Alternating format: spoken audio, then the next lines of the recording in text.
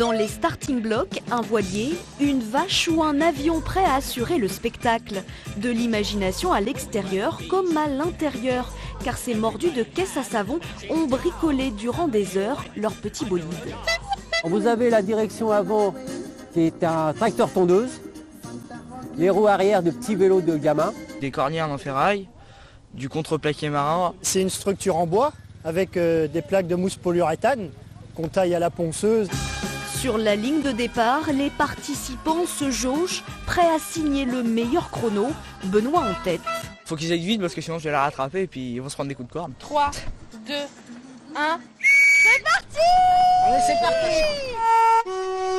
Comment ça se passe cette première descente? On verra bien, je vous le dirai à l'arrivée si on arrive entier. Et si pour certains ça roule, pour d'autres ça piétine. Ça a du mal, hein. Attendez, je vais pousser. Allez, pousse. Voilà. Et c'est parti pour une descente de plus d'1 kilomètre avec des virages en épingle, vitesse maximale 30 km/h. De quoi ravir le public.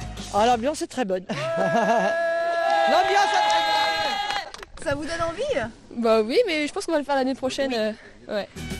Pari gagné pour l'organisateur qui a eu l'idée il y a 3 ans de remettre cette course au goût du jour. D'après la légende, c'est un commerçant de savon aux États-Unis en 1933 qui aurait mis des petits plans dans ses boîtes de savon qui étaient alors en bois pour permettre de construire des petites voitures. À l'époque, c'était vraiment basique, ça devait être une ficelle pour la direction et il n'y avait même pas de frein. Et aujourd'hui, la caisse à savon, c'est devenu un sport pour certains. Il y a des fédérations nationales qui existent. Il y a même un championnat européen. C'est trop bien, on double tout le monde, c'est trop bien. Avis aux intéressés, prochaine course de caisse à savon le 11 octobre à Saint-Jouin-Bruneval.